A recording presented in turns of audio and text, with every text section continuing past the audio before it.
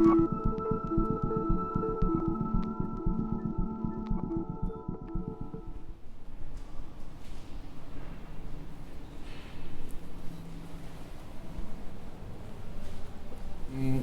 I did Rietveld Academy.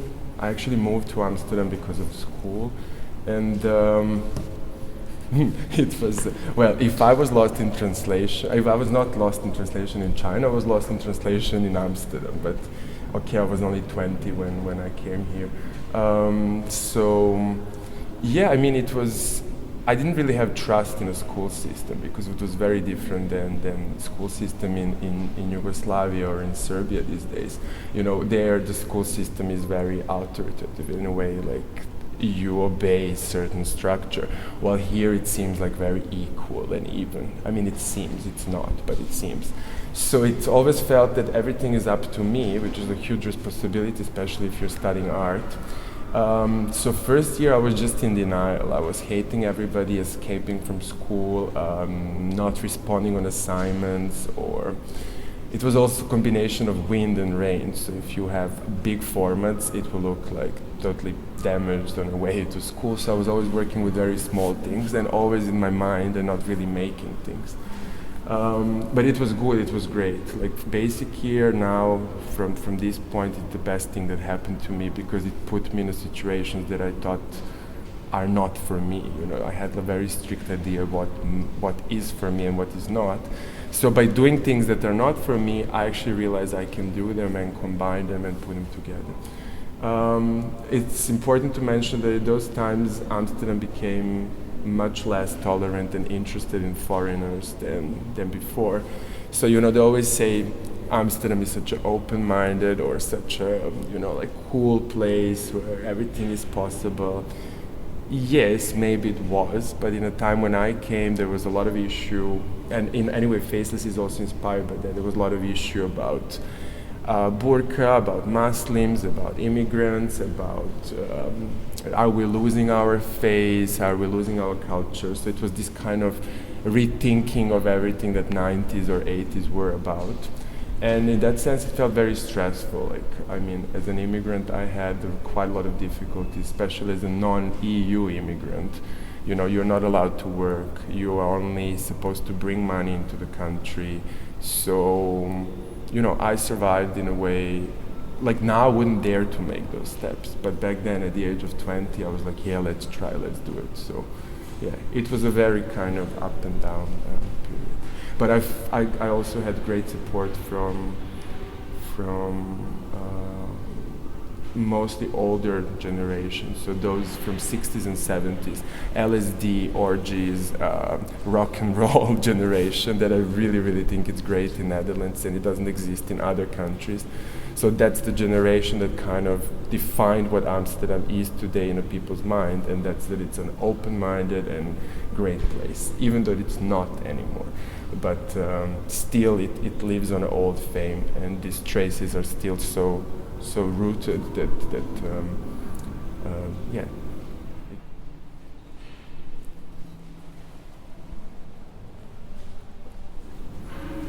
They always try to tell me that I'm trying to put too many things together. So I think that's my style. Like, you know, for example, you have here Marjolein, and then you have Jill Magid, who does really political work, and then you have Nezikete Kitsi. Like, so for me, it was always a challenge because I don't believe that, you know, I'm not a political as an artist, or I'm not this and I'm that. I just think simply you can't exist on this planet or in any structure system without having influence of the others. So I think it's really interesting to find connections between things that normally you think that they are not connected.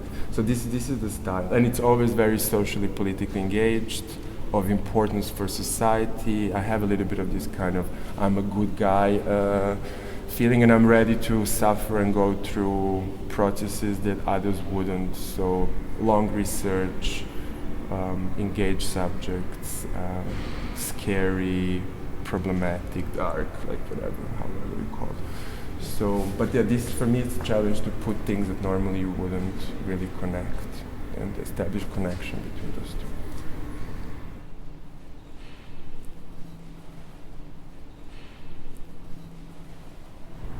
No, because if you have, then you're stuck. I think role models should be killed. No, I mean, it's okay to have a role model, but like if somebody says like for 10 years, oh, I love this person so much, then something is strange, because in 10 years you change and that person changes too, and the way that you understand somebody's work changes too. So I think it's a temporary state. You can be influenced by and through. I mean, mostly I was really influenced by nice people in my surrounding who were well-spoken and willing to share, in a sense of ideas, in a sense of network, in a sense of life stories. I really appreciate people who share life stories, and you hardly meet them. It seems like telling stories at the moment, it's a bit of a dangerous thing, because by telling a story you are telling also in which way you think or how you are built, and we live in a society where we all like everything. We're like kind of fragmented persons. So by telling a story you would actually expose a kind of too much about yourself.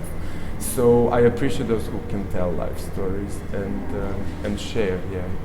And in life I had really those people who would just be willing to share their life experience, and the reason why they did it is because in the past when they were young, somebody shared the life experience with them.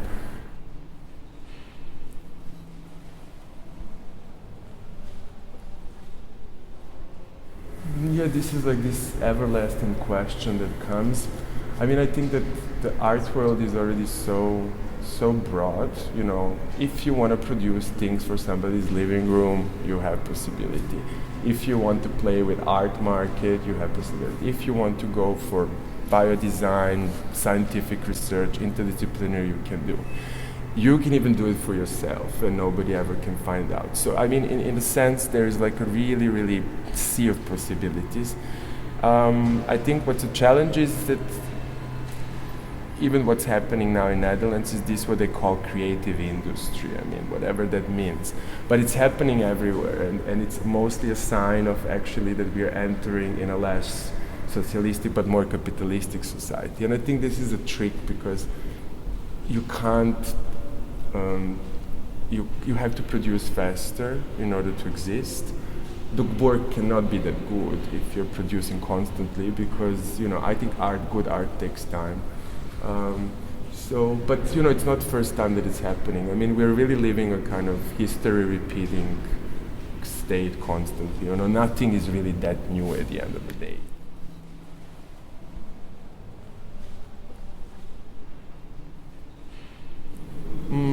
As it was always, and that's I believe that art should try to change things. I mean, some artists manage to change things, some don't, but you leave traces for somebody else. So I would just give example. When I was doing this documentary about NATO soldiers project about NATO soldiers who are dying from cancer because the weapon that they worked with is causing health problems, and they're mostly NATO soldiers and also so Western Europe and States. I wouldn't be able to do my work if there was not somebody who already did some work. So I just kind of hooked on that and continued from there. And I think this is important. Maybe you cannot really make such a big impact, but you can leave trace for somebody else to continue. So I think art should question, investigate, challenge perception, be critical, innovative, push the boundaries, be brave. Not necessarily provocative, but why not?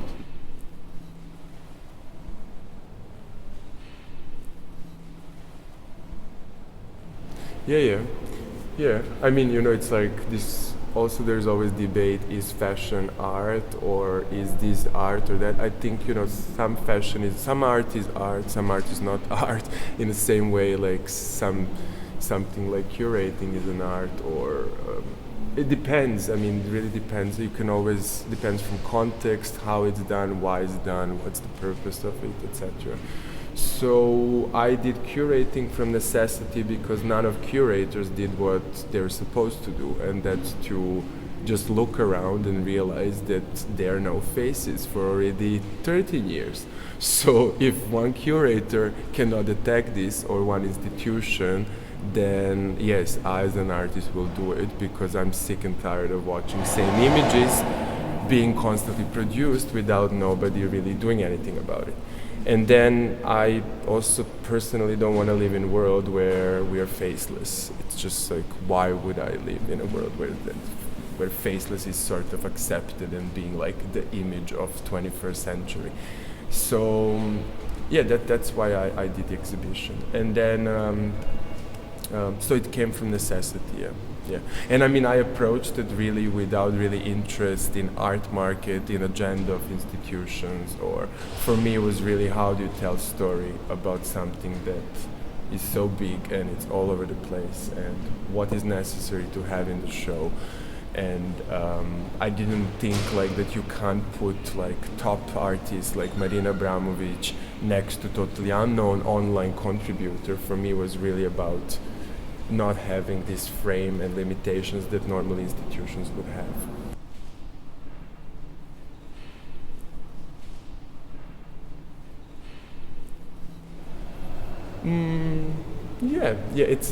Yeah, definitely. I mean, it's like, hello, look what's happening.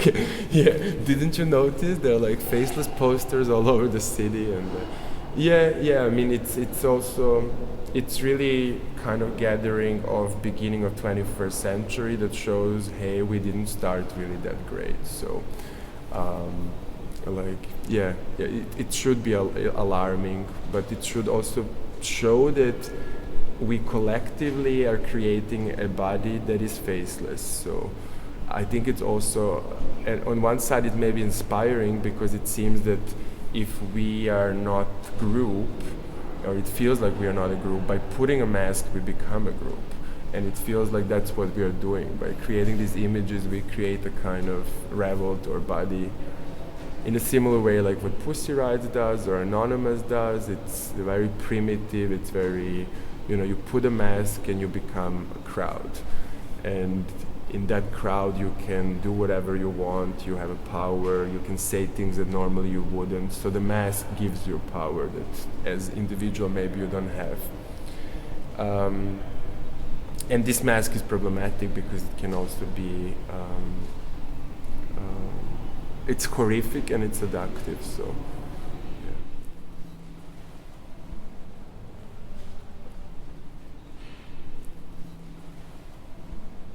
It's not that all of these artists here have same reason for doing faceless artwork. Like for some of them is really just an aesthetic, for some of them is very political, for some of them is they made it but they don't know why. So some are really thinking cleverly why they're doing it, and it's based on long research. So yeah, it's just different intensity, different reasons. And but yeah, if we go to exhibition, then you have burqa part, you have terrorist hooligans, you have fetish, you have kind of sex, social networks, mutants, digital masks, death. And there's a kind of timeline, like it starts from 9/11, a little bit before 9/11, and then just goes till the very end. And what's important at the end of exhibition is that there are 3 dots, because it's a kind of, it's continuing, it doesn't stop. So it's an ongoing process and project in a way. Yeah. But I think in order to understand the story, you have to create certain blocks and gather artworks. I mean, there could be 2,000 more artists, but you have to also be sometimes practical and conclude something. Yeah. So.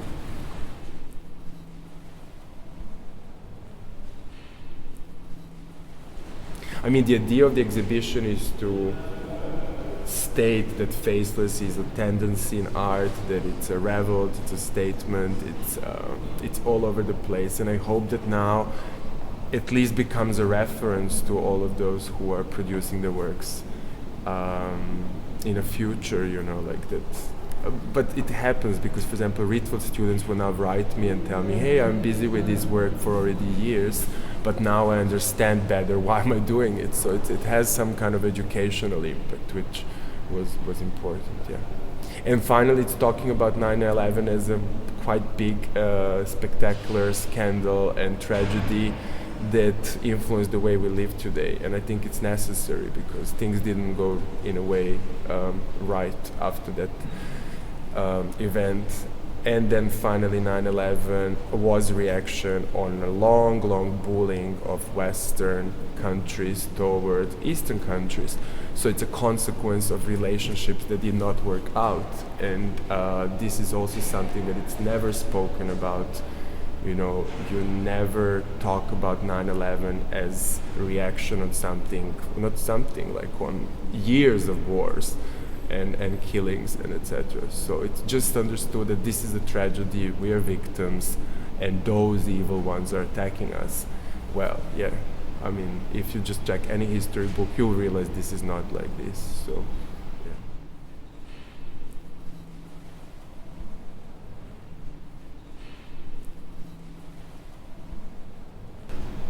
in problem, probably, because what I'm now talking was probably going to put me on a list where I'm going to be constantly checked. Yeah, I mean, you know, on one side, my ego and my narcissistic artistic nature is driving me and pushing me to expose myself and share and blah, blah. So, you know, I'm kind of hooked on online content because it offers me chance to communicate and distribute what I'm doing. And on the other side, this is exactly what social networks are. They're kind of 50 minutes of fame. So we all want to go online because our life is confirmed or our existence is kind of glorified.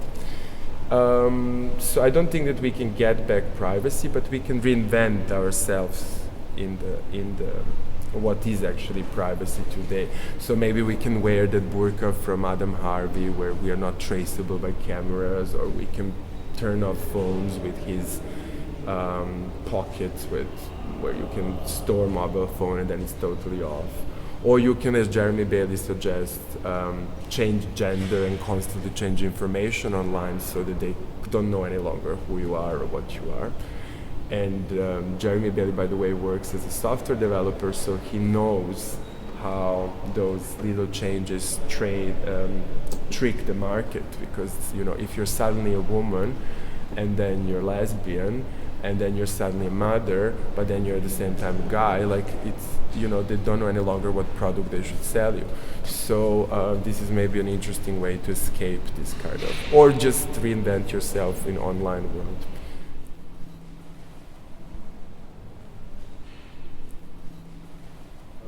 Well, okay, the idea is to publish manifesto or a kind of small book on Faceless, updated with new things that are happening. But I'm really interested in researching clubbing as a kind of a sample, if you can call it. I mean, what I think it's interesting is that by observing clubbing, you can say what is in what state is the country or the city in which you are. So I think by watching people in clubbing, you can notice fears, you can notice economy problems, you can notice gender issues, struggle, identity crisis. So public transport and clubbing are two things that I think you really fast realize in what kind of surrounding you are. And it's very different if you dance in Tel Aviv, or if you dance in Berlin, or if you dance in Amsterdam, or in Belgrade in '99 during bombing. It's a very different awareness. So I would like to investigate this, yeah.